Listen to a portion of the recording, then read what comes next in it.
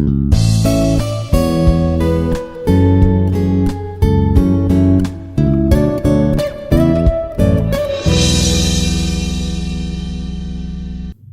everyone, this is Esther Rani, Assistant Professor of English, Institute of Aeronautical Engineering, Hyderabad.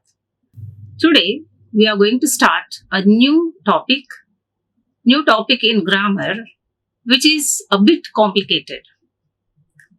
This is nothing but simple compound complex sentences, which comes under transformation of sentences. So here, as why I said this is bit complicated. Simple compound complex sentences in English grammar, which is a bit complicated, scary and confusing also. This is not only for students, even for faculty also. So here, simple compound complex sentences, how to identify simple compound complex sentences, how to convert simple sentence from compound sentence from complex sentence. So, by saying this complex sentence, the topic itself bit confusing and complex. One of the most complex topics of the grammar. So, but you need not feel so complicated or so confusing if you follow certain rules. If you follow them bit by bit, systematically, if you learn systematically, if you learn rule-based, so this is also not so difficult. It's a very easy topic, and at the same time, if you don't concentrate on this essay, it's a complicated and tough topic also. So before we go deep into the simple compound complex, to identify what is simple sentence, what is compound sentence, and what is complex sentence, before that we have to know what is clause and what is phrase. If you don't understand what is clause and phrase, definitely simple compound complex sentences are very tough. So first of all, let us briefly talk about what is a simple sentence, what is a compound sentence, and what is a complex sentence. Here, under transformation of sentences, these transformation of sentences can be divided into three categories. One is simple sentence, second one is compound sentence, the third one is complex sentence. So what is simple sentence? Briefly, just in a sentence I'll tell you. Always this simple sentence will be having one subject and one verb to give complete meaning to the sentence, which we call simple sentence. We can say that she smiled. She smiled. She smiled means here we have subject and smiled verb. Here we got complete meaning to the sentence also. Then what is compound sentence? Compound sentence always it contains two simple sentences, two main clauses we call them. Two main clauses that we get in compound sentence, clubbed by or joined by one coordinating conjunction, preceded by a punctuation mark, comma. This what we call compound sentence. Here, she smiled, she laughed. Take as an example, she smiled, she laughed. She smiled is one simple sentence, she laughed another simple sentence. These two simple sentences are independent clauses, we can call them. Joined by and, that is coordinating conjunction. Coordinating conjunction and joins both the sentences, which we call compound sentence. The next one is complex sentence. Here you see, in this complex sentence, we'll be having one independent idea or one independent clause and one or two or more dependent clauses. What is dependent clause and what is independent clause? Independent clause definitely will not depend on other clause for its existence, but dependent clause always depends on other clause for its existence or meaning.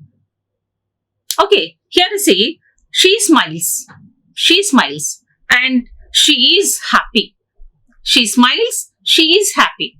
She smiles gives complete meaning. She is happy. Why she is happy? Depending on other sentence. She smiles when she is happy. Here, subordinating conjunction, what we call that? When is called subordinating conjunction, which joins both the sentences. So, in a simplified manner, I would like to tell you, a simple sentence is a sentence that has one independent clause. One independent clause, just like a sentence. He confessed his illegal act. He confessed. He subject, confessed verb. Or confessed his illegal act, which we call a predicate. Okay, compound sentence, once again, a sentence which has more than two main clauses. More than one main clause means two independent clauses. If we have in a sentence, we call it compound sentence. For example, I went to watch a movie. The movie was already houseful. I went to watch a movie. The movie was already houseful. These both independent clauses joined by the coordinating conjunction but. I went to watch a movie named Justice League, but the movie was already started or houseful. Complex sentence is also one which has one main clause and one or more than that is a subordinate clauses. One or more subordinate clauses if we have in a sentence along with one main clause, we call it complex sentence. As an example, he confessed that he was guilty of his illegal act. That is a subordinate conjunction there, which joins one main clause and other subordinate clause. Okay, so here in these sentences, or what we call that in these three definitions, simple, compound, complex sentence, what we have discussed so far, we have come across one common word, clause, main clause, subordinate clause. So clause is the main word that we come across here. So let us see what is clause. What is the importance of clause in these sentences? Why should we learn clause? So clause is very important. Clause is a group of words where there will be a subject and a predicate. Always in a clause, we will be having one subject and one predicate. And which gives a complete meaning also here. She eats mangoes as an example. She eats mangoes. She is a subject. Eats is a verb. Mango is a object. Is an object. We can say that she is a subject. Eats mango is a predicate. I agree. I is a subject. Agree is a verb. So it's a group of words. Clause is again group of words which has a subject and predicate. Which has subject and predicate. So if you go deep into this clause, we have many types of clauses that we have. Learning kinds of or types of clauses are very important. But here in this context, as we are learning simple, compound, complex, we need only two which are very important related to this simple, compound, complex sentences. That is dependent clause and independent clause. These two acts a vital role in the simple, compound, complex sentences. So that see, let us go for what is an independent clause, what is dependent clause. So, first of all, independent clause. What is an independent clause? How it works? How can we identify this independent clause? First of all, independent clause or a clause contains both subject and predicate, which already we have discussed. And it can stand alone in a sentence, means it need not depend on other clause for its existence. It can stand alone for its meaning. Okay, and it can be a part of multi-clause sentence also sometimes. And it can be used such, means we can use some conjunctions. Here, we can use this along with conjunctions or, for, nor, so, at, but. These are the conjunctions where we can use along with its independent clause also. See, for example, we visited Agra. We visited Agra. We did not go to Taj Mahal. We did not go to Taj Mahal. So here, two independent clauses we have here. One is I visited Agra. The second one is we did not go to Taj Mahal. We are combining these two sentences with also conjunction but. I visited Agra, but I didn't go to the Taj Mahal. The earth revolves round the sun.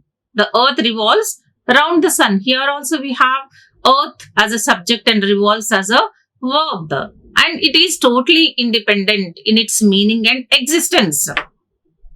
Did you understand? This is what we call independent clause. The next one is dependent clause. What is dependent clause? In a sentence itself we have, in the word itself we have dependent. It depends on some other sentence or a clause. Okay, so this clause is that which has a subject and predicate just like independent clause. Common feature for dependent and independent is both the clauses we see subject and predicate both. But here, dependent clause cannot stand on its own. It cannot stand alone as a sentence. It has to depend on other clause for its complete meaning. And always it's a part of a sentence only, but which depends on other clause for its meaning. Okay, even in this dependent clause, we have so many other types also there, adjective clause, adverb clause or noun clause. But here see, we are not going to discuss all these, only dependent and independent clauses that we are looking for. So best example for dependent clause is, I enjoyed food in a hotel. The food is good. I enjoyed food in a hotel. Here. The food is good. Why the food is good? Because I ate and enjoyed. Okay. Here, the independent clause is, I enjoyed food in a hotel. Dependent clause is, food is good. Food is good. Why? Why the food is good? Because I enjoyed the food in a hotel. How can we club these two sentences with a conjunction? Because I enjoyed the food in a hotel because the food is good. Okay? Did you understand what is dependent clause and independent clause? Okay? So, once again, I would like to recapitulate everything. You see, independent clause contains a complete thought. It contains a complete thought and it can stand alone on itself for its meaning. And dependent clause, it has no complete meaning. It has to depend on main clause for its meaning. Understood? Next. What is a sentence? Sentence is nothing but a group of words which gives complete meaning. In this sentence, always we find one subject and predicate, or subject, verb and adverb. Okay. Sometimes we can find more than one clause in a sentence also, as like my friend saved me when I am in critical condition. My friend saved me is one such sentence which has complete meaning. I am in critical condition. I am in critical condition. So here two clauses that we get. We got two clauses joined with a when. My friend saved me when I am in critical condition. Okay? This is what we call sentence. We are not going to discuss deeply in just I would like to tell you what is a sentence briefly. Okay? The next one is phrase. Phrase is a small group of words that form a meaningful unit within a clause. This definition that was given by Oxford Dictionary, a standard dictionary. Phrase is nothing but a group of words, small group of words which cannot stand on its own. It has to depend on other clause. Okay. A group of words which makes a sense but not complete sense. It can make a sense but not complete. But clause is not like that. A clause makes complete sense. Phrase cannot make complete sense. Okay, so here see, it does contain a full verb and it adds meaning to the verb. It adds meaning to the verb. Okay, simply in a brief way, we can say that it stands together as a single grammatical unit, we can say. And it doesn't contain a subject or a verb. It may not contain subject and verb. Just it's a group of words. Group of words as a single unit. Okay.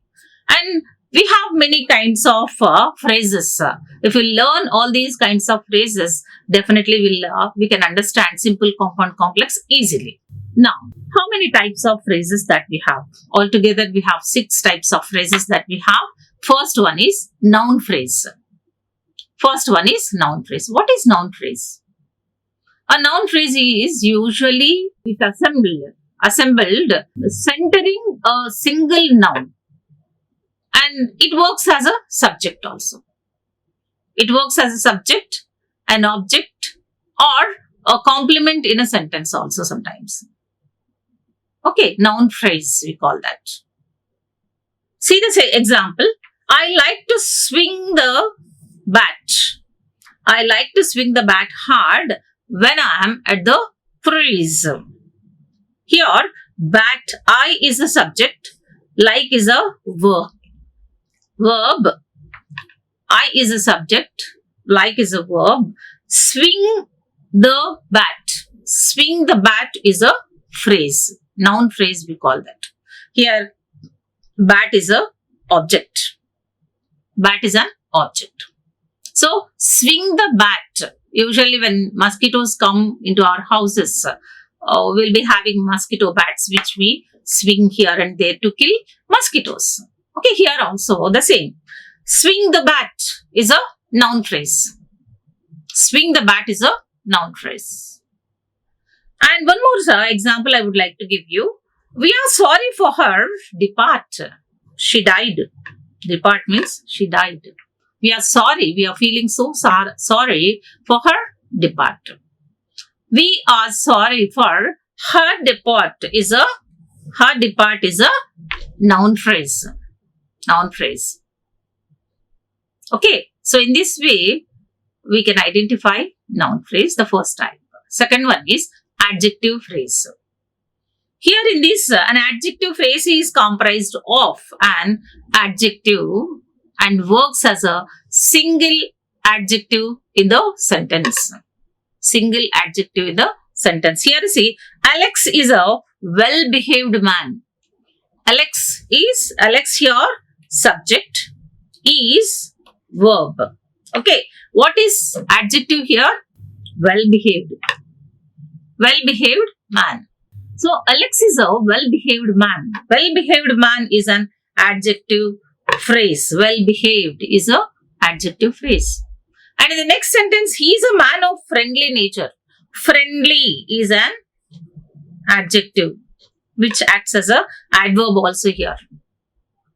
Julie is a woman for gorgeous style. Gorgeous style is a adjective, adverb, and gorgeous is an adjective. Gorgeous is an adjective. Gorgeous style, it acts as a adjective phrase in the sentence. This is the second type. And the third one is adverbial phrase. Very, as, fast, as. So here, an adverbial phrase modifies the verb. It modifies the verb. And or verb or adjective also sometimes. Adverbial phrase modifies either verb, sometimes adjective also. And here, it works as an adverb in the sentence. It modifies verb and adjectives and acts as an adverb in the sentence. Here you see, I ran as fast as possible. I ran as fast as possible. As. Adverbial phrase we call that. Very slowly. Slowly is an adverb. Very is which modifies. Adverbial phrase. He works very slowly. He works very slowly. Adverbial phrase. Next, fourth one is prepositional phrase. Here, prepositional phrase always begins with a preposition. Do you know what are prepositions? In, on, above, below, okay, against. So all these many are there. See, I don't want to give full list, as you know very well what are prepositions. So here, prepositional phrase always begins with a preposition and connects the noun, which always connects the noun. Here see, he sacrificed his life for the sake of his country. For is a preposition. For is a prepositional. Prepositional phrase is for the sake of. For the sake of is prepositional phrase, which connects the noun he. For what sake? He sacrificed for the sake of country. In the end, we all had to die. The next sentence is in the end. In is a preposition. In the end is a prepositional phrase which connects the remaining part of the sentence. We all have to die. We all have to die. In the end, we all have to die. Okay. And the next one is he is on the way. He is on the way. On is a preposition here. Once again, on is a preposition.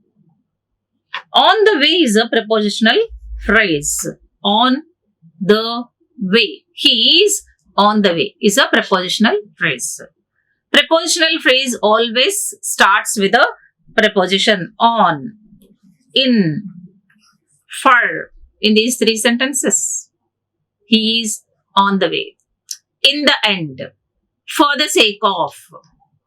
So in these three sentences where I have given prepositional phrases, for the sake, in the end, on the way, everywhere the phrase starts with a preposition, which we call prepositional phrase.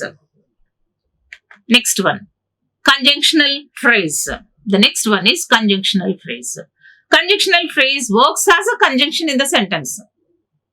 Here, here see in this sentence, I would like to give you a sentence. As soon as you got in, he went out.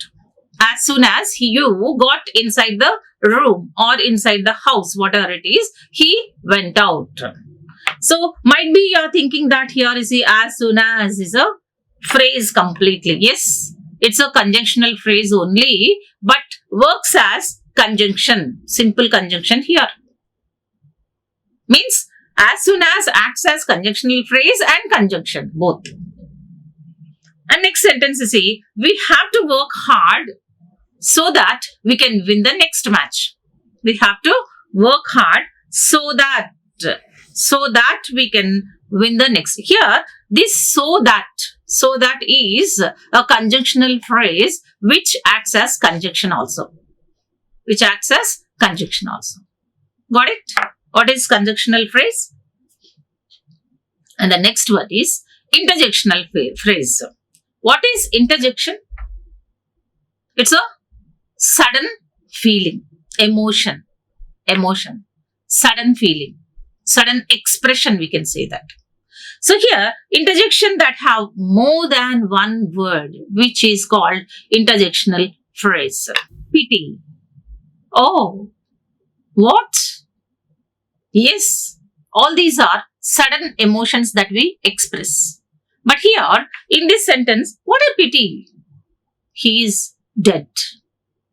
What a pity. Here, what is a conjunction? What is a conjunction?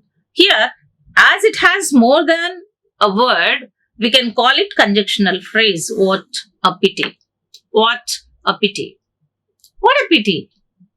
He is dead. What a pleasure. I won the first prize. What a pleasure. I won the first prize. Oh, please, don't say that again. Oh, please, don't say that again is also a conjunctional phrase. Don't say that again. So, here in these three sentences, we have expressed sudden emotion or feeling, which we call conjunctional phrase. Clear? So, I have given you six types of phrases, and here let us go for what is simple sentence. What is a sentence that we have seen, and this is also more or less the same. What is a simple sentence? Now we have entered into simple, compound, complex sentence. Now let us briefly discuss about what is a simple sentence. Then in the coming sessions, we will go for what is compound sentence, what is complex sentence. So finally, a simple sentence has the most basic elements that makes a sentence. A sentence which has basic elements is called a simple sentence. What are these basic elements? Subject, verb, and a complete thought. We can say that like subject and a predicate. Here in the sentence, main things are subject and a verb. Subject and a verb. Here I have given 4 sentences as an example. So here, Joe waited for the train. Joe waited for the train. Here Joe is a subject, okay, and waited is a verb. Train is a object. Train is an object. These 3 are basic elements of a sentence. Basic elements of the sentence. In this way, we can recognize what is a simple sentence. We can identify if we have subject, verb, and a complete thought, like subject, verb, or an object. We can say that it is a simple sentence. One more example, let me tell you. Like the train was late. The train was late. Here, train is a subject, and then was is an auxiliary verb. What is an auxiliary verb? Many a times we discussed about what is an auxiliary verb. When we don't have a main verb in the sentence, auxiliary verb stands as a main verb. Is, was, are, were, have, has, had, shall, should, may, might. All these are auxiliary verbs, okay? So, the next sentence is, Mary and Samantha took the bus. Mary and Samantha took the bus. Mary and Samantha, compound subjects, 2 subjects that we have here. Mary and Samantha joined by like a coordinating conjunction. So we call this compound subject. Compound subject. Okay, took is a verb here. Took is a verb. Took is a verb. And I looked for Mary and Samantha at the bus station. Another sentence. I looked for Mary and Samantha at the bus station. I is a subject here. I is a subject. And then looked. Looked is a verb. Mary and Samantha, as usual, this comes under compound subject. Compound subject. And remaining is a complete thought at the bus station. A thought that helps the sentence to go for a simple sentence. So this is what we call simple sentence. Once again, in this session, we have learned briefly what is simple sentence, what is compound sentence, what is a complex sentence. Okay, and then what is a clause, what is a phrase, and what is simple sentence, what are the main elements that we get in a simple sentence, how to identify a simple sentence. Okay, students, here almost we have come to an end. I think you have understood what is a simple, compound, complex sentence in brief, and clause and a phrase. What is a simple sentence we have learned. In the coming sessions, we are going to learn compound and complex sentence. Okay, thank you very much. Let us meet in the next session. All the best. Like, share and subscribe. Hit the bell icon for more updates.